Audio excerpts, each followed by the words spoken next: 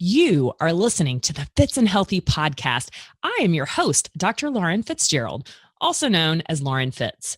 I'm a medical doctor, a fitness instructor, an entrepreneur, a health and fitness coach, but most importantly, I am a lover of life. And here on the Fitz and Healthy podcast, I intend to give you a ton of great information and knowledge that will serve as potential power so that you can live a life by design and make it more fits and healthy. And don't forget to listen to the disclaimer at the end. I'm not your doctor, yo. All right, enjoy the episode. Much love. Ciao. Hey,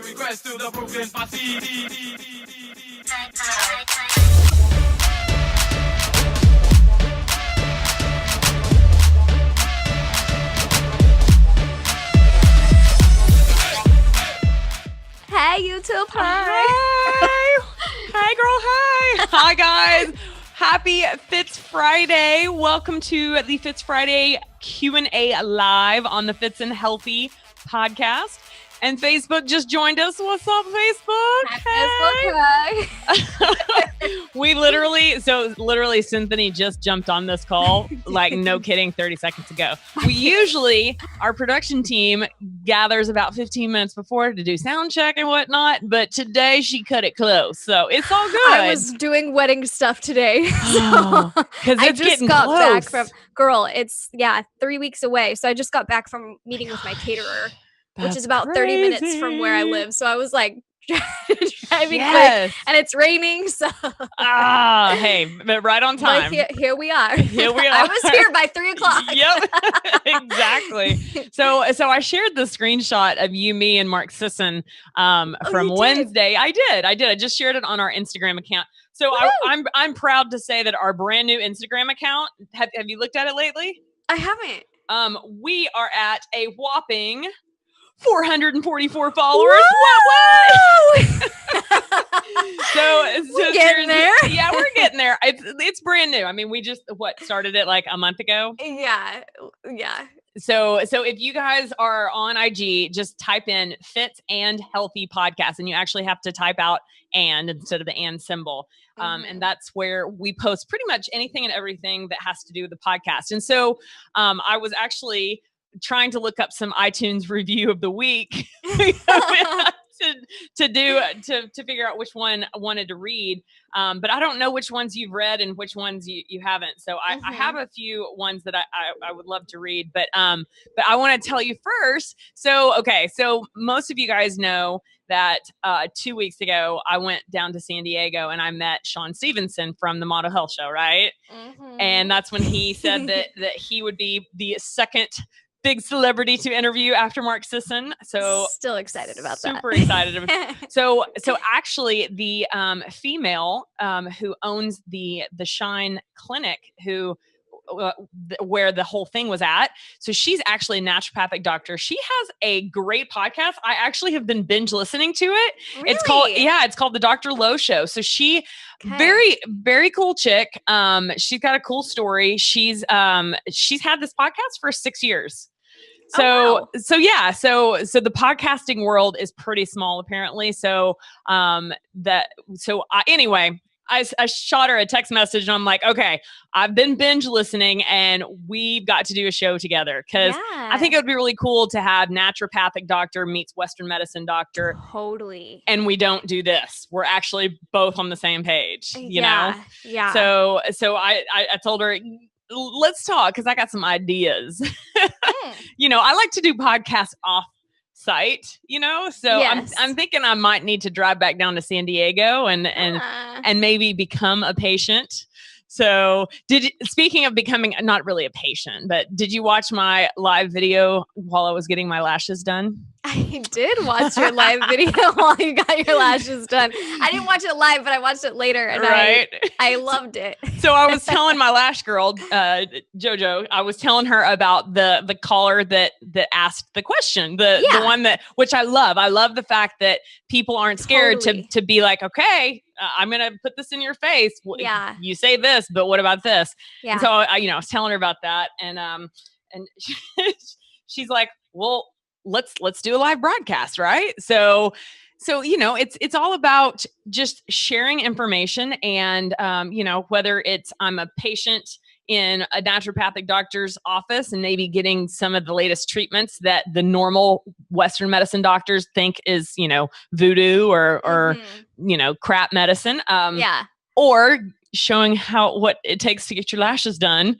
I like to share everything, Yeah, for sure. We always promise to be real and authentic. So absolutely. So do we have any questions as far as you know? We don't so far. Not okay. Saying, hey, Joyelle. Hey, Jenny. Hey, Sally. So everyone's just getting on. All my peeps.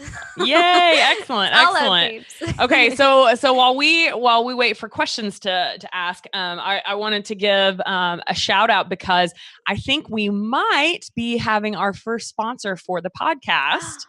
This is even news to me right now. Yes, I know. It's actually news to everyone. Well, we didn't get to do like our little pre-show chat like we usually do because I was rolling in. Yep. Right at 3. So do tell.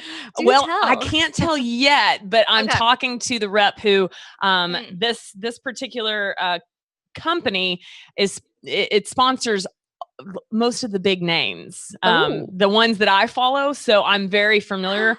So I know that the company represents what we represent, which is it a brand that I'm familiar with? I'm pretty sure. I'm pretty sure. So,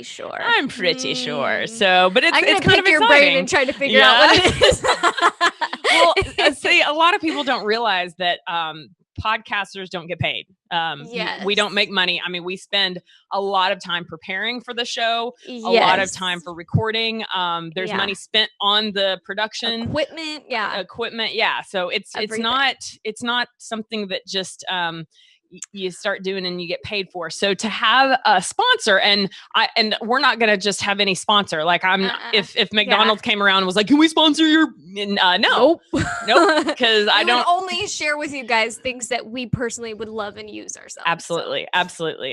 So if we endorse it, it's because we use it. Just know for sure. So, but that's another thing that I want to just put out there is that, any ideas of topics that you guys want to hear about, we're always open, not just for Q&A questions, but also for ideas and people to interview.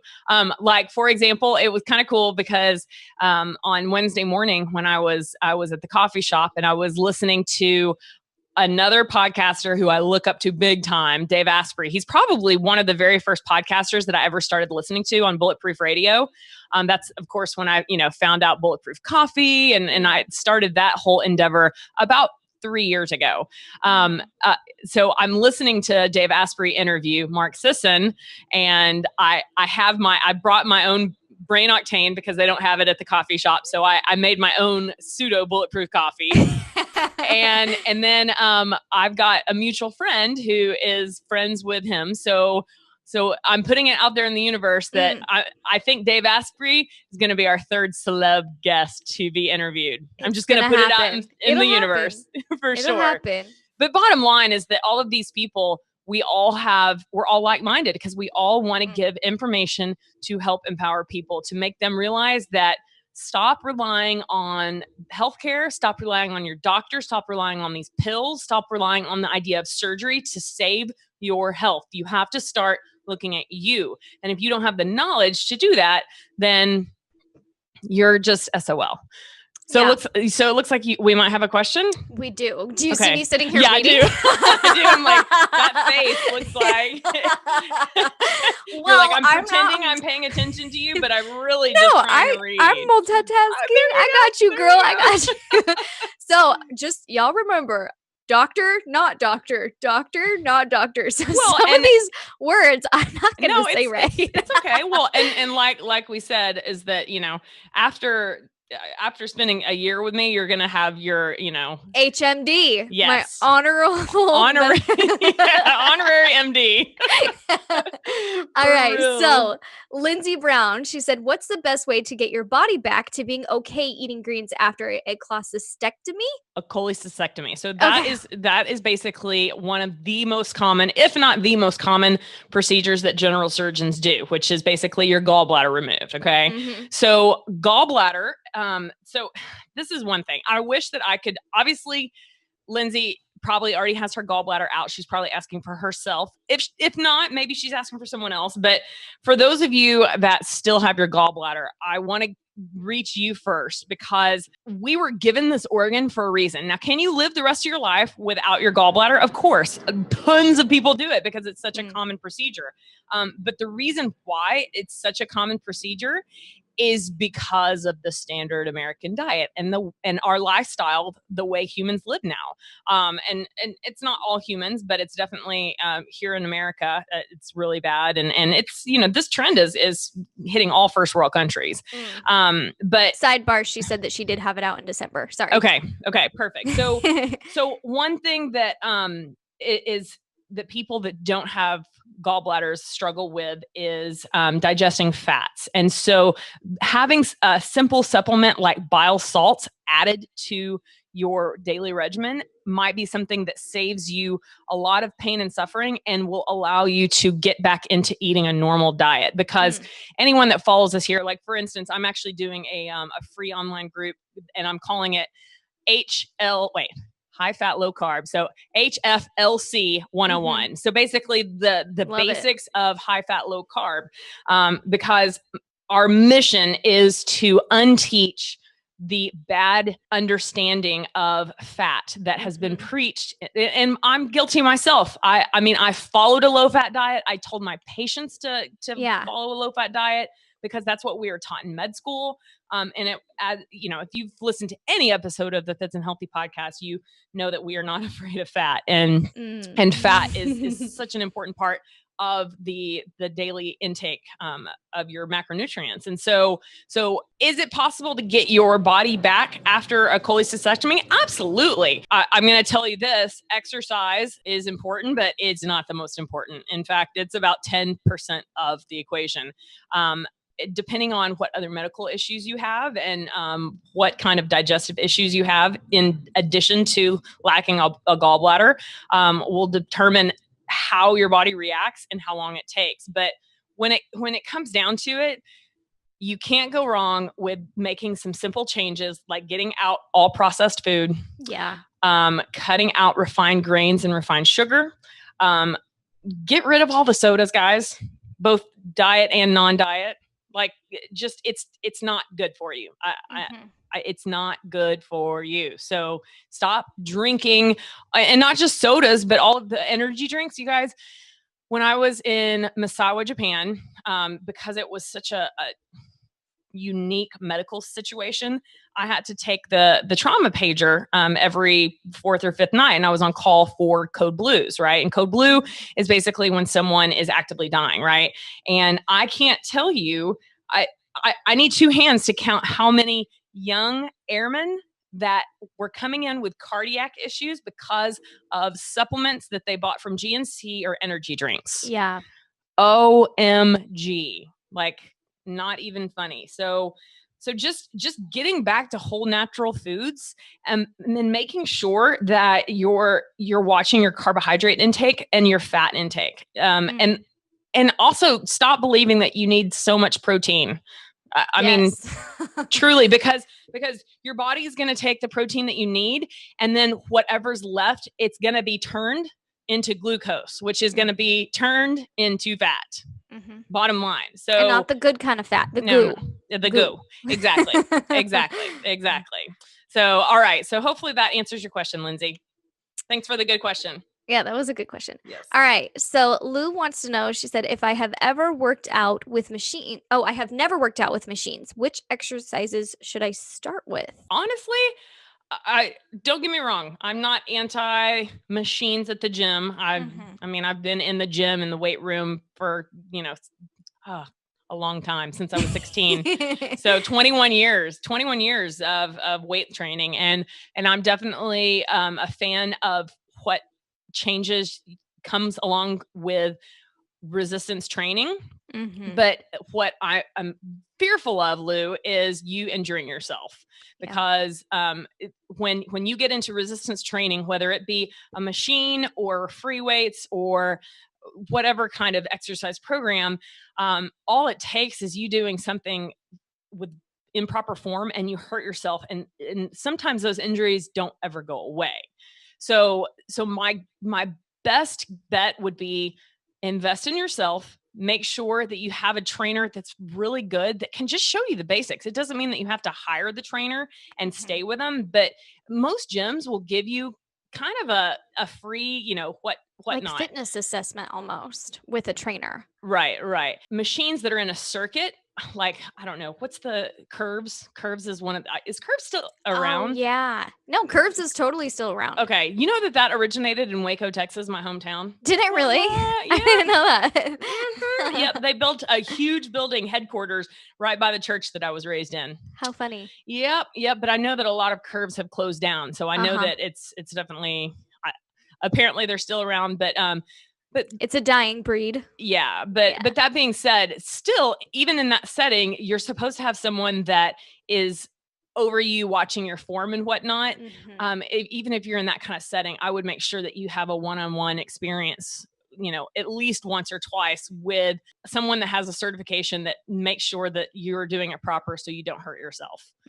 But again, like if people just put in half as much effort into their nutrition as they do exercise, because most people get into exercise because they want to change their body. And like literally, if you can put that focus into changing your food and then throwing in a little bit of exercise, you're going to get way more results. So why would you not just immediately start focusing on what am I eating?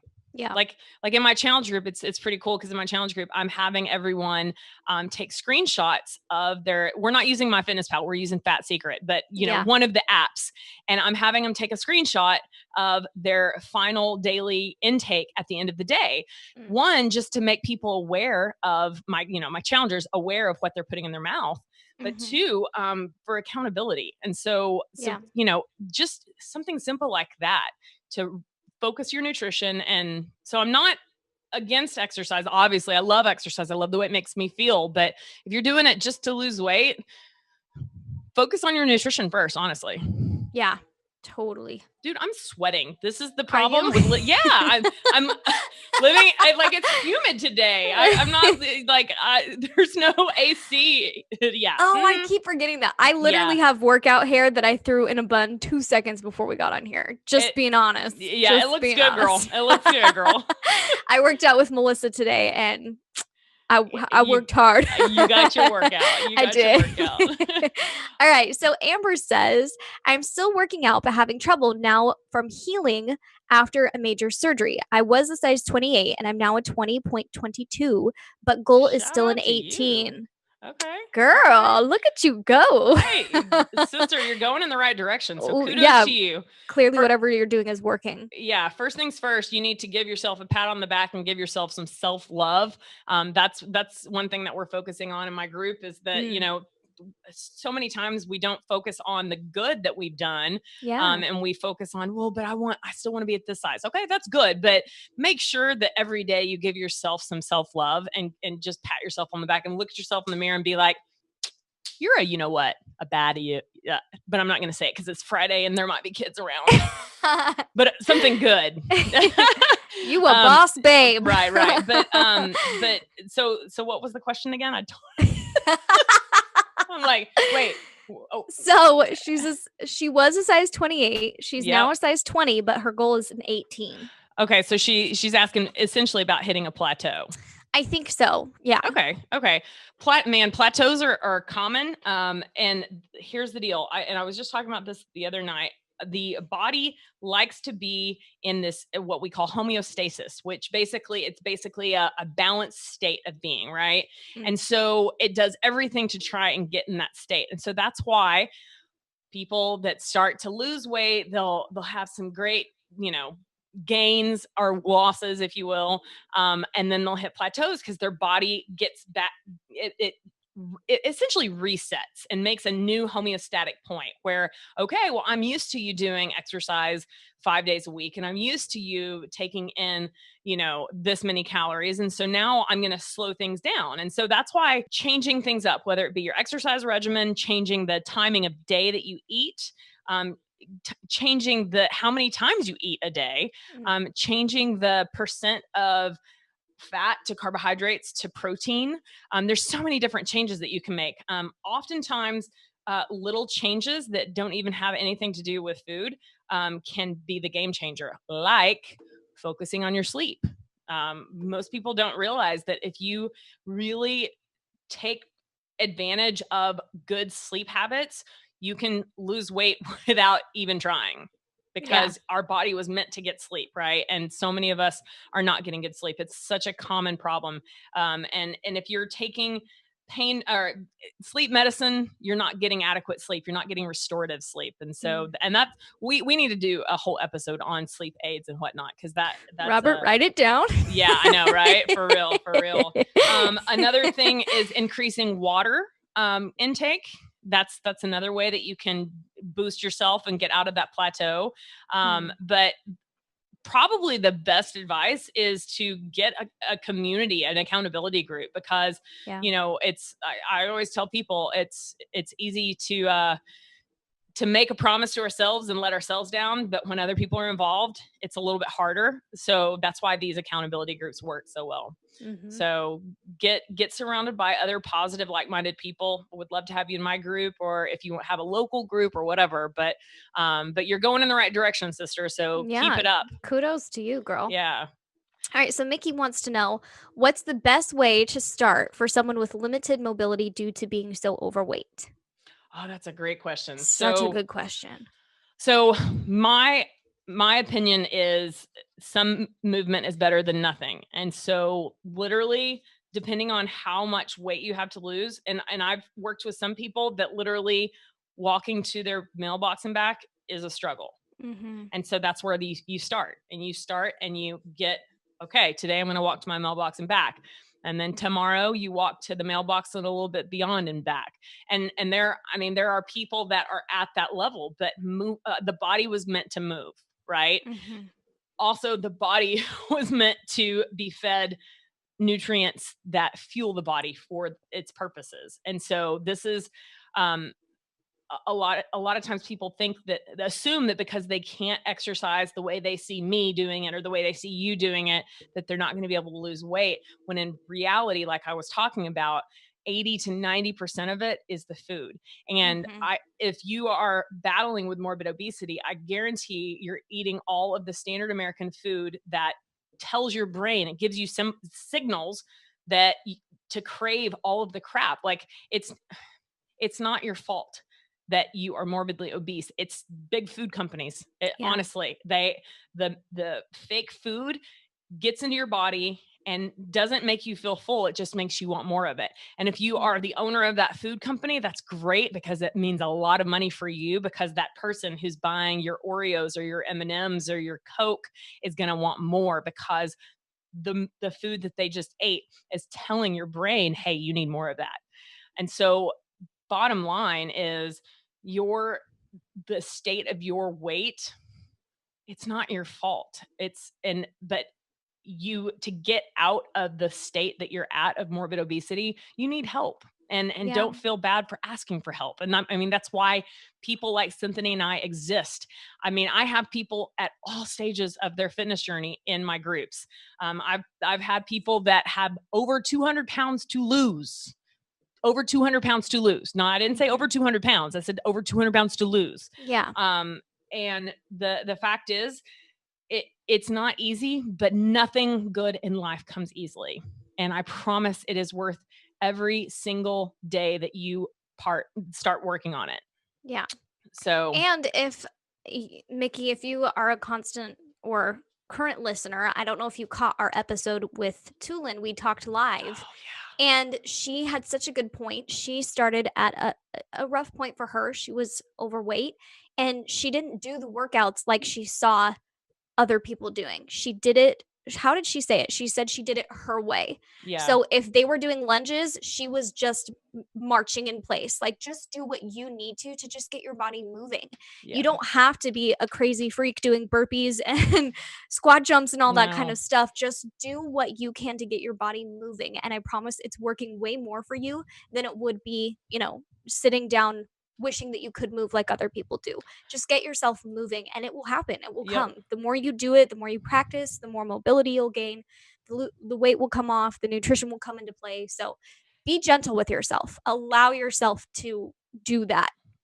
And the point I wanted to make that I forgot to make was that after I had surgery, for those of you that don't know, I had my ACL and meniscus repaired.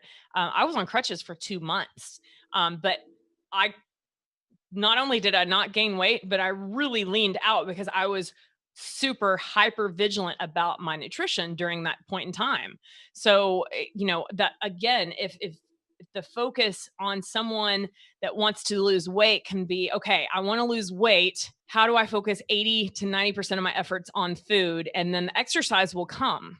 Because once you change your food, you're going to have more energy. You're not going to have the crashes and the afternoon slumps and the crazy mood swings and the crazy cravings. Like, food controls all of that. And when you start to realize that you actually do have more control than you thought, because when you're at the point that, and this is what I've been told, I've never walked in the shoes of a morbid obese person, so I'm not pretending like I know how they feel, but this is what they've told me, is that you feel like you have no control. Yeah. And so the first moment that they realize, like, oh my gosh, I actually, I can take control over this, and there is hope. Like, that's the first moment of hope that a lot of people have that battle obesity.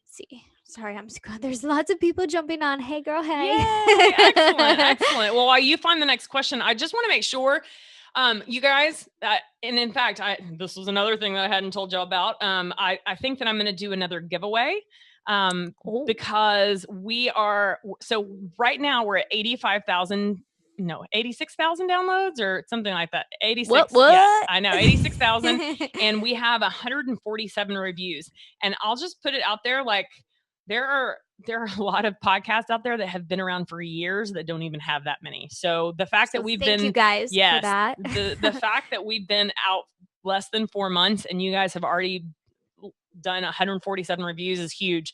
But I think I'm going to do another giveaway for people that leave reviews for us. So we're at 147, and of course we have ways that we can keep tabs of people, but I just wanted to say that the way to do that is if you go to your podcast app, at least on iTunes, you go to the podcast app and you go under search and you search Fitz and Healthy. Okay. And in fact, finally, like, after Fitz is typed in, Fitz and Healthy is it's the third.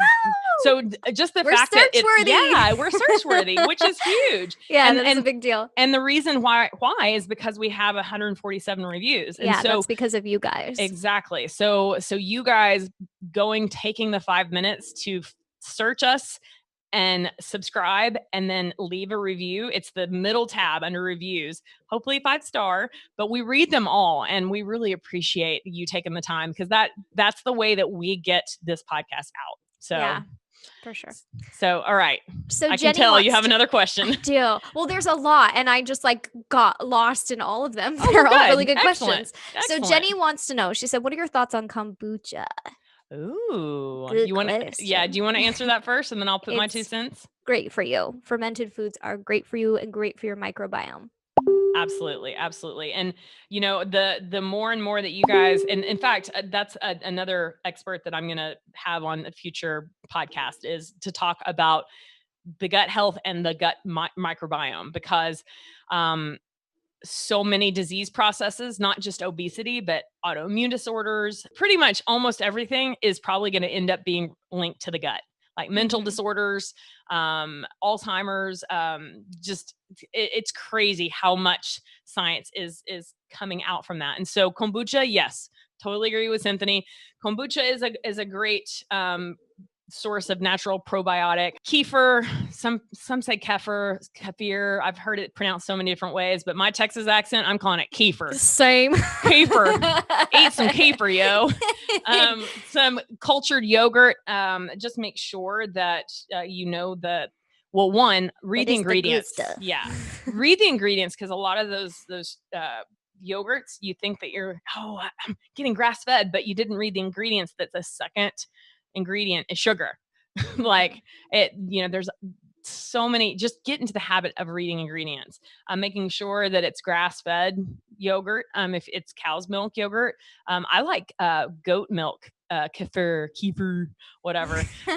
Sauerkraut is another great fermented food. Kimchi. Kimchi. what am I missing? I mean, there's so many. I don't eat fermented soy, but fermented soy, tempeh is another good source. I don't eat it, so I've just read it. But I definitely believe that it's feeding your gut good bacteria is ultimately very good for you. So we have 2 questions that are kind of like right related. In with each other. Yeah. Okay. So I'm going to ask you both of them basically. Okay. So Autumn wants to know, she said, which is better for us, baked or fried foods? And Mary wants to know what your thoughts are on an air fryer, yay or nay. So it's kind of like an all-in-one. Honestly, I don't know what an air fryer is. Do you? Yeah. So it's what it says it is. It fries food, but with just air and heat. So it's almost like a supersonic oven, and they're little. They look like a little egg. Melissa just got one, my future mother-in-law, and she made sweet potatoes in it the other day, and they were amazing. Yeah. They're literally just fried in the air, so there's like no bad reheated oils or anything in that. So right.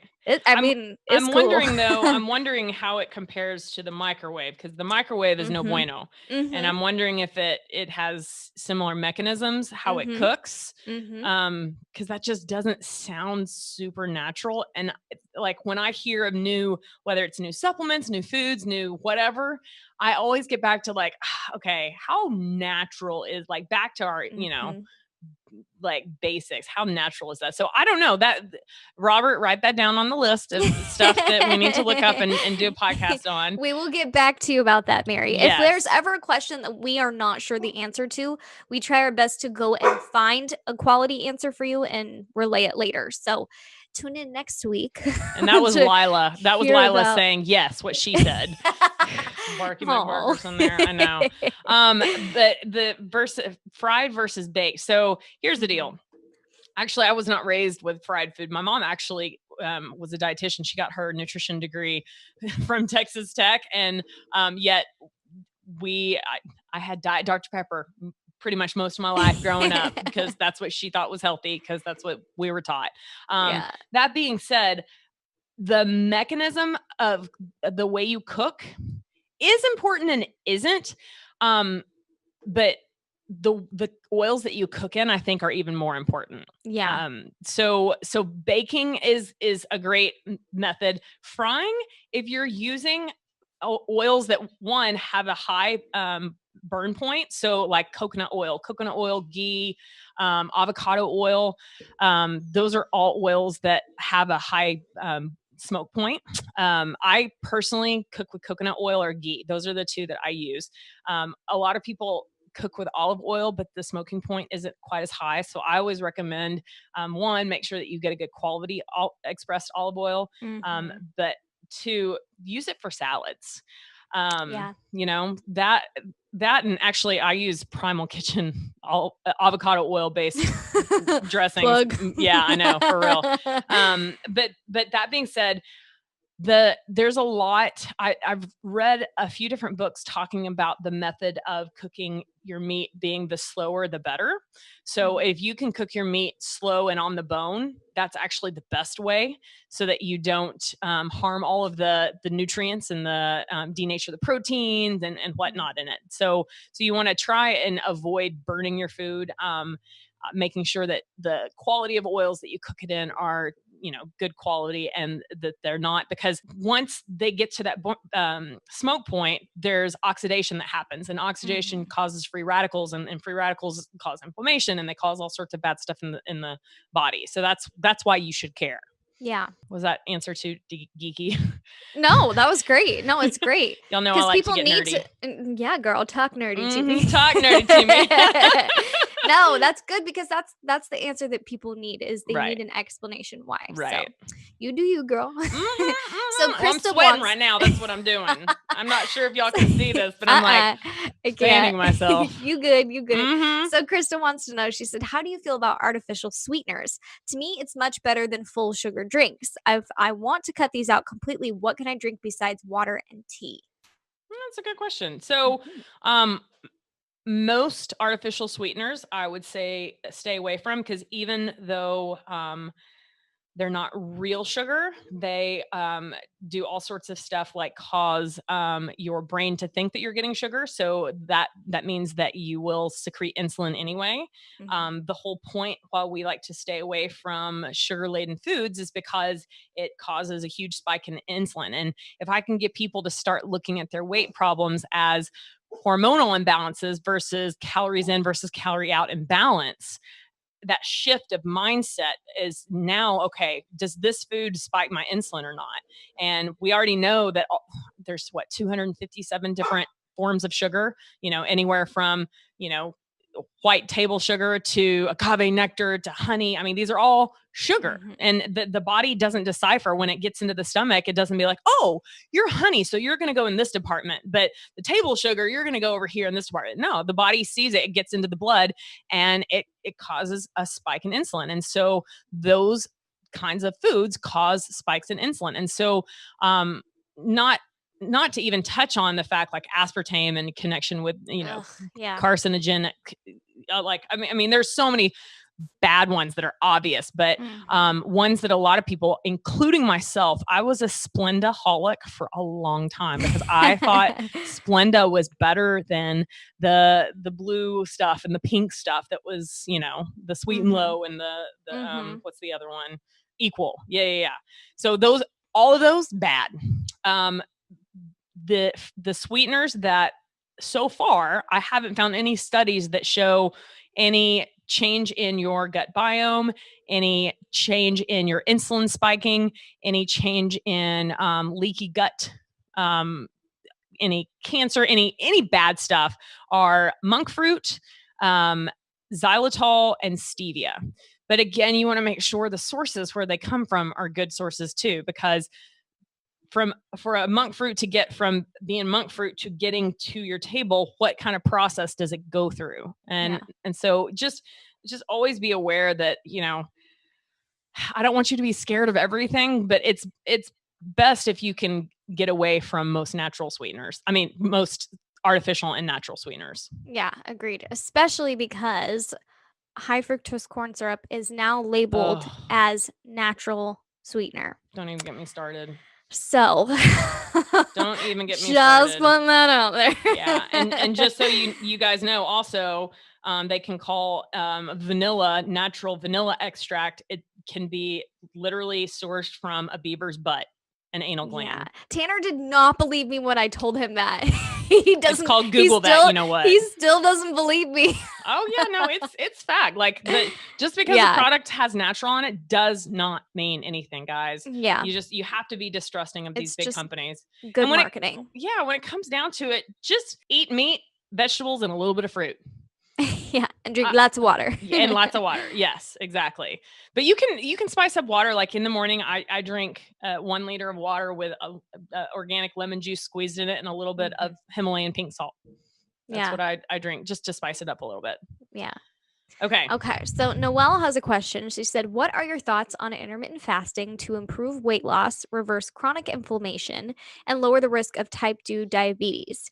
If in favor, is there a method you recommend for starting this?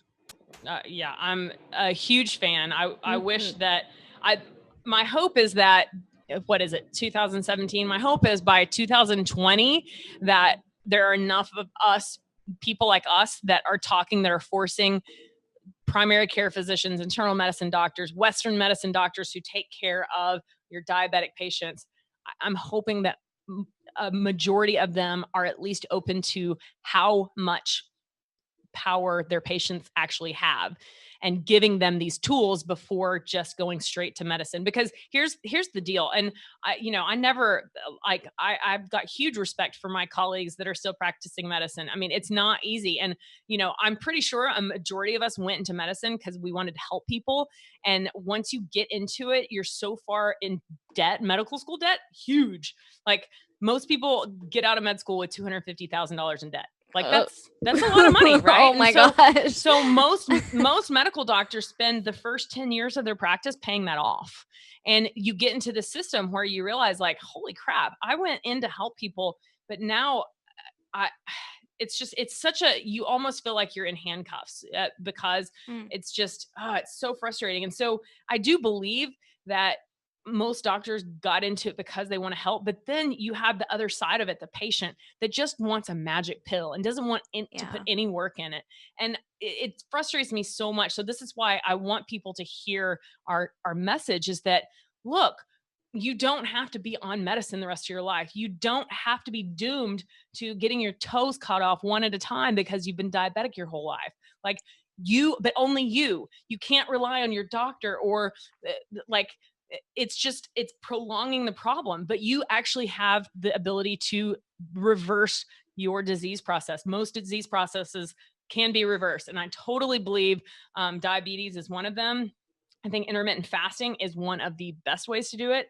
I always, when I have people in my challenge group, I always introduce intermittent fasting basically in the 12-hour, because that's just the easiest, because a lot of people struggle. When people struggle with weight, oftentimes they're eating late at night. And so that's messing with all of the natural hormones that are supposed to be released during sleep periods.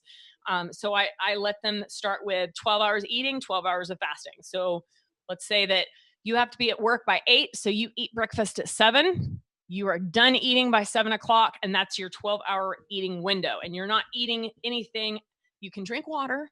I want you to drink water, but you're not eating anything and not drinking any calories in that fasting window. See how you do for a couple of days and then decrease it. And everyone's different. There are some people that have lived at their eating window for 8 hours and they're at a sweet spot. If you have insulin resistance, it's going to take, you playing around, and sometimes it's going to take you a little bit longer to get to a shortened window. But I would definitely seek out a functional medicine doctor that has experience with fasting, intermittent fasting, and helping you reverse your diabetes.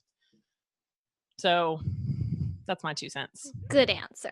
Yeah. Okay. We got time for one more. All right. So Caitlin wants to know, she said, herbal way to get over a fever. So the question is, why would you want to get over a fever? So here's the deal.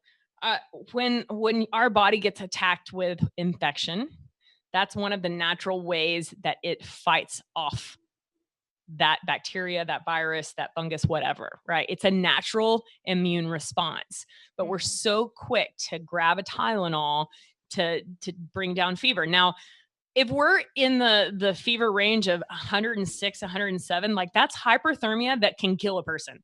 And I've actually taken care. In fact, I was in Misawa, Japan.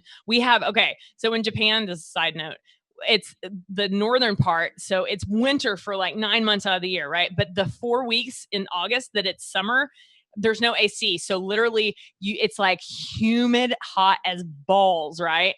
So I don't know why, but they have like marathons during that time. And there was one, he was actually a physician or a dentist at the med group. And he came in hyperthermia seizing, and his core temperature was 107. Oh my gosh. Yeah. So I'm not talking about that kind of fever. That kind of fever requires like medical attention so that you don't die. Like you're bathed in ice baths. That's life-threatening. Yes. But the typical one, let's just define a fever. Anything under 101.5 is not a fever. So those of you that are like, good to know. Well, first of all, you can't tell if you have a fever just by touching you. That's a myth. Okay. And I know some of you moms are like, oh, you don't know. I know. I've taken care of plenty of people. But doctor, not doctor. Yeah. Doctor, not doctor. Oh, but then anything above 101.5 is what we consider a fever. But the reality is it's our body's natural defense mechanism to fight whatever that is. Now, if you've got a weakened immune system because you've got, something going on, maybe you're a transplant patient and you're on immune suppressing agents, or maybe you have AIDS or there's a few different situations where the immune system doesn't work. I'm not talking to you, but I'm talking to the normal person that has a normal, healthy immune system. Just think about before you just reach for a Tylenol to suppress your fever. Yeah. Taking cold showers, drinking cold liquids, that will help. But, just starting to think of just like, why does the body even do that? Right. Yeah. It's trying to do something. It's trying to release something. So Exactly. yeah. So, if your muscles are sore from a workout, don't just automatically grab Advil, guys. I mean, like Epsom salt bath, Foam roll. foam roll. Yes. Like there's so many natural ways that you can fight these things that we're just so like knee-jerk reaction. Like, I'm just going to grab an Aleve. I'm just going to grab a Tylenol for this fever. I'm just going to, I've got constipation, so I'm going to take a laxative. No, figure out what the source is and attack it from a natural way. And that's why I really wish that everyone would have a naturopathic a naturopathic doctor. And you heard it here, folks. I know, right? Get you a naturopathic daughter. Right? Oh, but truly, because I think that if more people had a naturopathic doctor, that would help. It would help the crisis, the healthcare crisis that we are facing head on right now. And it looks grim for our future. Very grim. So anyway, great questions today. Shout out to all of you guys that take the time to join us on Fridays. We love it. We love the questions. Please, pretty please, go to iTunes if you haven't already. Subscribe to the Fitz and Healthy podcast and leave us a review, because truly, the more reviews we get, the easier it is for people to find us in searchability. So we appreciate, and we read an iTunes review of the week every episode. Yes. So that being said, we thank you so much. We hope that you have a beautiful weekend. And Cinthanie, you have a message for them? I do. There was actually a question about where is the best place to leave questions for us. That's a great question. It's here on the lives, honestly. I've had people send me questions through Instagram, through text, through email, on Facebook, and I try to keep track of them, but it's a lot of moving parts, and I know it's the same for you, Lauren. Yeah. So if you guys can even just write down your questions and make sure that if you're worried you're going to forget it, have them handy when we do these lives every week so that we can answer your questions. This is the best place to ask. And, actually, I was just talking about this with Robert, I guess last week, that we should probably create just an info at fitsandhealthypodcast.com. It's not created yet, but just an easy email that everyone can send their questions to. So yeah, for sure. So we're still baby new at this whole podcasting thing. It's a learning process. Let us know. Would that help you guys? Is that something that you would be interested in? Would you utilize it? If so, give us some hearts and thumbs up right now. For sure. All right. Well, tell them the message before we let them go. All right, you guys, you are a good person and you deserve good things to happen to you.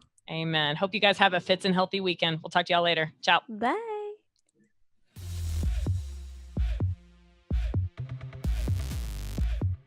Make sure that you find us on social media. You can find Cinthanie on Instagram and Facebook at Cinthanie. So that's CINTHANIE,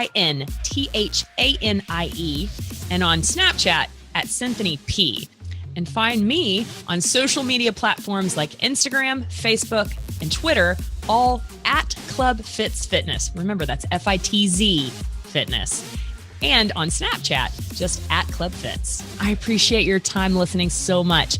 If you enjoyed this episode of the Fitz and Healthy podcast, can you please go do me a favor and go subscribe at whatever platform that it is that you listen to podcasts.